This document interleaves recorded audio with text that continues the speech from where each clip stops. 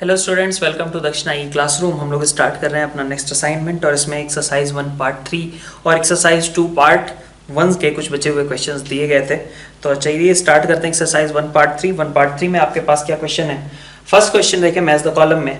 तो हमारे पास पूछा गया है एक्स रेज़ टू पावर 49 का प्रोडक्ट कोफिशिएंट। तो एक्स रेज़ टू पावर 49 का कोफिशिएंट अगर हम फाइंड आउट करना चाहते हैं, हमारे पास कितने टर्म्स हैं आप ये नोटिस कर लो। आपके पास टर्म्स कितने हैं? 50 टर्म्स हैं, है ना। x minus 1, x minus 2, sorry x minus 3, ऐसे करके कितने ब्रैकेट्स हैं? 50 ब्रैकेट्स हैं। तो इनसे जो पॉलिनोमियल जनरेट होगी वो कौन सी होगी? 50th डिग्री की होगी। और आपने ऐसा क्वेश्चन नोट्स में किया है कि अगर ये 50th डिग्री का पॉलिनोमियल है तो 49 वाली चीज क्या रिप्रेजेंट करेगी? उसके रूट्स का उसके रूट्स का सम, है ना।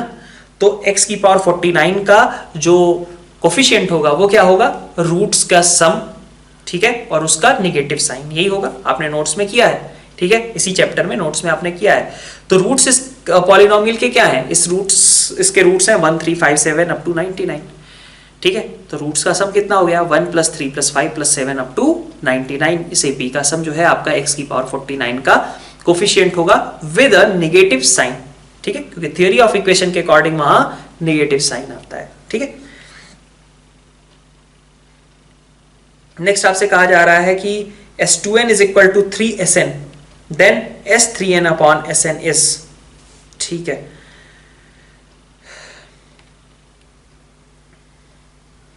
ठीक है, देखते हैं अपन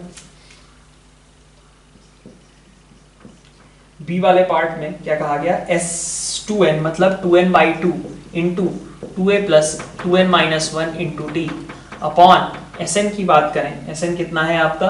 Sn है आपका n/2 2a plus n-1 into D, ठीक है। ये आपकी वैल्यू कितनी है? 3 के बराबर है, यही गिवन है।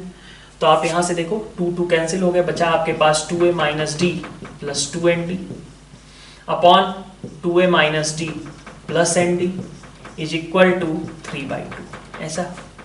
तो अगर आप 2a माइनस डी, इंडिपेंडेंट वाला कंसेप्ट जो मैंने बताया था, ठीक है, इंडिपेंडेंट वाला जो कंसेप्ट बताया था कि ये चीज आपकी n से इंडिपेंडेंट कैसे आती है? n से इंडिपेंडेंट ले आना है आपको, है ना, क्योंकि ये रेशियो आपका n से इंडिपेंडेंट है, ठीक है। तो आपके पास n से इंडिपेंडेंट अगर आप ये चीज चाहते हो तो उसके लिए आपने को क्या बताया गया था कि आइदर d को क्या होना चाहिए? 0 होना चाहिए, ठीक है, या तो 2a क्या हो जाए आपका? d के बराबर हो जाए, ठीक है। तो अगर आप देखो यहाँ पे, अगर आपका 2a d के बराबर हो जाता तो फिर ये रेशियो कितना आया होता? अगर d आपका 0 हो जाए तब तो ये सब कुछ कैंसिल आउट, सब कुछ खत्म हो गया हमारे पास। ये वाली टर्म आपका 0 हो गई, 2a/2a आपका सब 1 आ गया, है ना। ऐसा तो है नहीं यहाँ पे। यहाँ पे हमें क्या दिया गया? यहाँ पे हमें कहा गया S2n upon Sn is equal to 3, ठीक है। तो ऐसी चीज कैसे क्रिएट होगी? ऐसी चीज क्रिएट होने के लिए क्या चांसेस है हमारे पास?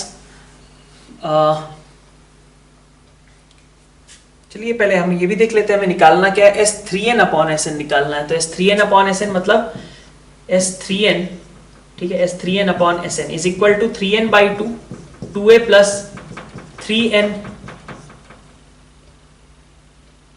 -1 इंटू डी अपॉन यहां पे आपके पास n/2 2a plus n-1 into d, okay. तो ये आपका रेशियो यहां से तो 3 आ गया, बाकी बचता है यहां का पोर्शन। तो यहां पे आपके पास देखो 3 इंटू यहां से है आपके पास 2a minus d plus 3nd और नीचे है आपके पास 2a minus d plus nd, ऐसा कुछ, ठीक है। तो ये आपके पास 3 आ चुका था, यहां से आपके पास 3/2 था पहले से, ठीक है। और ओके, तो यहां से हम सीधा ही निकाल लेते हैं, काम करते हैं, ज्यादा कुछ करने की जगह सीधा ही यहां से निकाल लेते हैं। क्या? अगर आप इसको क्रॉस मल्टीप्लाई करते हो तो 3 times 2a minus d plus nd का भी 3 टाइम्स, ठीक है, 3 times nd is equal to कितना बचेगा? इधर से मल्टीप्लाई कर दो, 2 into 2a minus d plus 2nd। तो आपके पास इसको इधर ले गए तो यहां से आपके पास आ गया a minus d is equal to nd, ये रिलेशन है, a minus d is equal to nd, ठीक है। ये बात ठीक थी। तो a माइनस डी अगर आपका nd के बराबर है तो यहां पे हम रख दें उसको, ओके। a माइनस डी नहीं है, 2a minus D, 2a minus D आपका nd के बराबर है, तो 2a माइनस डी को डायरेक्टली रख दो nd, तो ऊपर 4nd नीचे 2nd, ठीक है, 2a माइनस डी को रख दिया हमने nd के बराबर, तो 4nd अपॉन 2nd, तो आंसर कितना आ गया 6 आ गया, ठीक है। इंडिपेंडेंट वगैरह के बारे में सोचना थोड़ा गलत अप्रोच हो जाता क्योंकि उसने ऐसा कुछ मेंशन नहीं कर रखा है, ठीक है। तो हमने यहाँ से बढ़िया है, यहाँ पे 2a माइनस डी और nd के बीच का रेशियो निकाल लिया और यहाँ पे सब्स्टिट्यूट कर दिया, ठीक, जैसा कहा गया है, ज्यादा दिमाग नहीं लगाना है, जैसा कहा गया है उसी डायरेक्शन में लगातार सोचते रहना, ठीक है। आपके पास नेक्स्ट है summation over 1 upon r square minus 1, तो ये ना तो एपी जीपी एचपी या फिर एजीपी कुछ भी नहीं है, तो अपन क्या करेंगे, डिफरेंस का फॉर्म यूज करेंगे। तो आपको यहाँ पे दिख रहा है 1 upon r minus 1 into r plus 1 जैसी चीज है, ठीक है। अब आप यहाँ पे थोड़ा हिट एंड ट्रायल वाला मेथड यूज करो। आप इसको कैसे लिख सकते हो, आप लिख सकते हो न्यूमरेटर को डिफरेंस के फॉर्म में लिखा जा सकता है, अगर मैं ऐसे कर दूं, और नीचे r plus 1 into r minus 1, ठीक है, लिखा जा सकता है ऐसा। ये 2 आया तो मैंने नीचे 2 लगा दिया, r प्लस 1 r माइनस 1, तो इज इक्वल टू कितना बचा, हाफ r प्लस 1 अपॉन इतना, मतलब 1 upon r minus 1, minus r minus 1 upon इतना, तो कितना बचा r प्लस 1। तो आपका vr कितना आया, vr बेसिकली आपका हो गया half into 1 upon r minus 1 minus 1 upon r plus 1, ठीक है। r को कहां से स्टार्ट करना है, आपको 2 से स्टार्ट करना है। आप देखिए जब आप v2 लिखोगे तो 1 अपॉन 2 यहाँ पे आएगा आपका 1 अपॉन 1 माइनस 1 अपॉन 3, v3 लिखोगे तो क्या आएगा 1 अपॉन 2 1 अपॉन 2 माइनस 1 अपॉन 4। अभी कुछ कैंसिलेशन नहीं हुआ, लेकिन घबराने की जरूरत नहीं है क्योंकि आगे हो जाएगा 1/2 1/3 माइनस 1/5। अब देखो यहां से कैंसिलेशन होना स्टार्ट हो रहा है, ठीक है, ठीक है। तो आप देखो आगे क्या होगा, आगे वाले टर्म में 1/4 इधर से कैंसिल आउट हो जाएगा, ठीक है। चूंकि यही प्रोसेस इनफाइनाइट तक चल रहा है, इसलिए लास्ट के कोई टर्म के बारे में हम नहीं सोचेंगे, और सम हमारा कितना होगा, इन सब के सम के बराबर, ठीक है। तो इन सब का सम कितना आया, हाफ, क्या क्या बचा रह जा रहा है, ये दोनों, तो 1/1 प्लस 1/2 ये आपका बचा रह जाएगा। और चूंकि इनफाइनाइट तक है तो हम कह सकते हैं कि लास्ट तक हम ऐसे ही कैंसिलेशन कंटिन्यू रखेंगे, ठीक। डी ऑप्शन देखते हैं, डी में क्या कहा गया है, length breadth and height of rectangular box are in GP, okay, और volume is 27 and the total surface area is 78। तो आसान सा क्वेश्चन है, डी यहीं पे कर लेते हैं। मान लिया हमने a/r, a और a r, ये आपके 3 टर्म्स हो गए, 3 मतलब वही साइड्स कह लो, है ना। तो इनका प्रोडक्ट 27 है, तो इनका प्रोडक्ट अगर 27 है तो इसका मतलब a आपका 3 था, ठीक है। तो आपके पास लेंथ ब्रेथ या हाइट क्या हो गई, 3/r 3/3r, यही हो गए, ठीक है।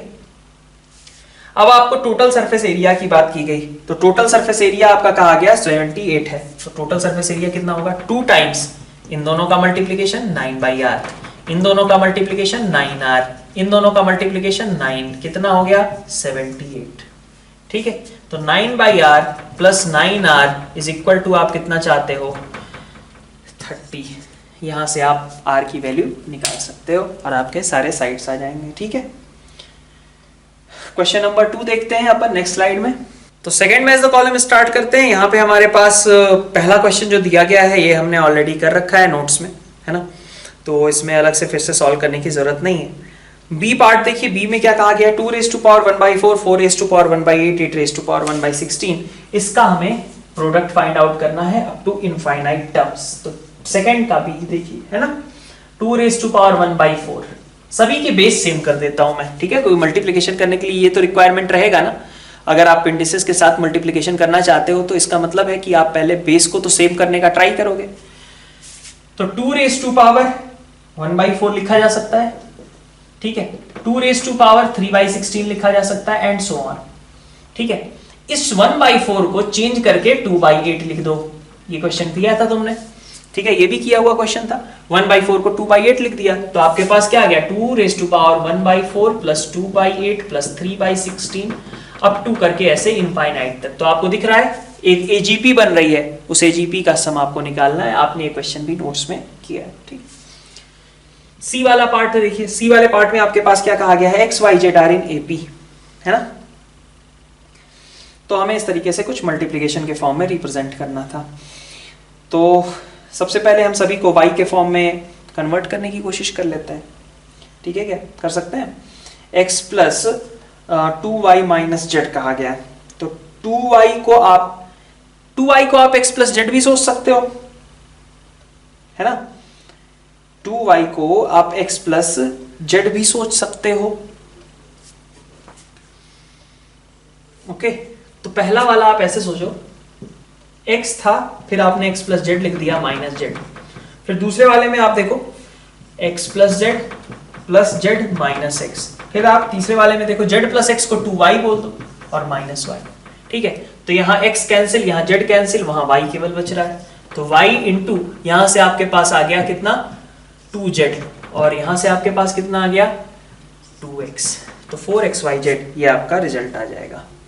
डी पार्ट में देखिए, डी पार्ट में आपसे क्या कहा जा रहा है, m AMs between 1 and 31, ratio of 7th and m-1th mean, ठीक है, तो d कितना हो जाएगा, जो आप AP बनाओगे उसका d कितना हो जाएगा 30/m+1, है ना, आपको किसका रेशियो निकालना है 7th मीन का और m-1th मीन का, ठीक है, तो ये कितना होता है a + 70, ये कितना होता है a + m-1 × d is equal to कितना है आपके पास 5/9, a कितना था 1 था, तो a को 1 रख दो, ठीक है, d को 30/m+1 रख दो और m की वैल्यू निकाल लो, ठीक है, तो बस यही करना है आपको डी पार्ट में, ठीक है।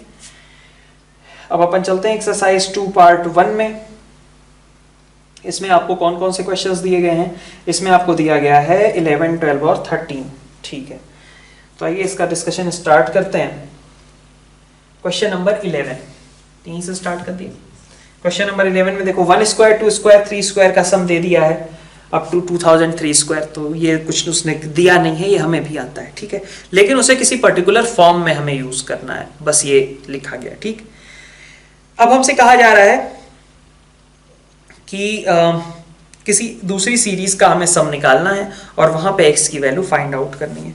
तो जो दूसरी सीरीज है उसको अगर हम समेशन के फॉर्म में लिखें तो समेशन के फॉर्म में कैसे क्लब करके लिख सकते हैं, आप लिख सकते हो इसका rth टर्म या nth टर्म क्या है, summation over n 2004 minus n, ये लिख सकते हो आप, है ना, और n आपका कहां से कहां तक वेरी कर रहा है, n आपका स्टार्ट हो रहा है 1 से और एंड कहां पे हो रहा है 2003 पे, ठीक है, तो ये आपका हो गया 2004 n minus n square, summation आप दोनों साइड लगा दो, तो ये आपके पास बन गया 2004 इंटू समेशन n माइनस आपके पास कितना आया summation n square, summation n आप निकाल सकते हो 2004 इंटू 1 से लेके 2003 तक का सम कहा जा रहा है ना, तो that will be n+1/2 minus summation over n square, उस जिस फॉर्म में कहा गया है उसी फॉर्म में यूज करो, दैट इज 2003 इंटू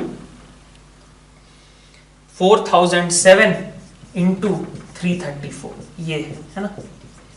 अब आप यहाँ पे भी आपको n को वैसे रख देना था, 2003 रख दीजिए, तो n को 2003 रखोगे तो कितना आ जाएगा 2004 पहले से है इंटू 2003 2004 अपॉन 2, तो 2003 इंटू 1002 ये बचेगा, माइनस यहाँ से कितना आएगा 2003 4007 और into 334,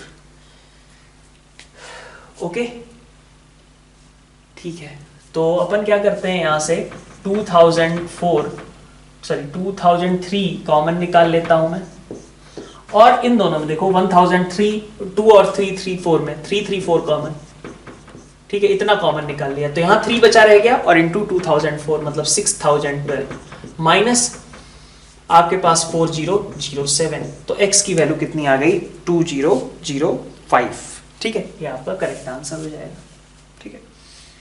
question number 12, question number 12 में हमें समेशन ओवर टीआर दिया है, हमें 1/tr का समेशन निकालना है, कैसे करते थे, तो इसके लिए आप सबसे पहले क्या करते थे टीआर निकालते थे या फिर टीएन निकालते थे, तो कैसे निकालेंगे 12 में देखिए, 12 में आपके पास Sn दिया है, Sn is n+1 n+2 n+3/8, Sn-1 is n-1 n+1 n+2/8, ठीक है, दोनों का डिफरेंस ले लो, Tn मिल जाएगा, दोनों का डिफरेंस अगर आप लोगे तो कितना आएगा n, n+1, n+2 common, by 8 भी कॉमन, n+3 माइनस ये मतलब 4, ठीक है।